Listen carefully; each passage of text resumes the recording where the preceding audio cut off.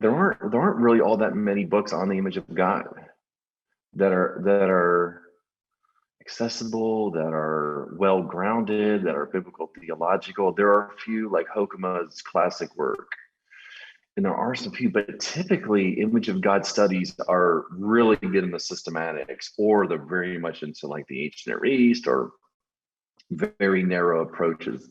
There are not many good books on the image of God, and I tell you, and the reason why I can say that is because look at how deficient the broader evangelical church is on image of God. Yeah. This is why we're vague. This is why the church is vague on sexuality, on work ethic, on marriage. On those are all image of God themes. If we had a robust understanding of image of God, and our pastors had it, and we were preaching it, we would not be vague on this issue. Yeah. And it's something that, That's my observation. sure, I wouldn't disagree. I also think that seeing how significant it is such a foundational architectonic doctrine.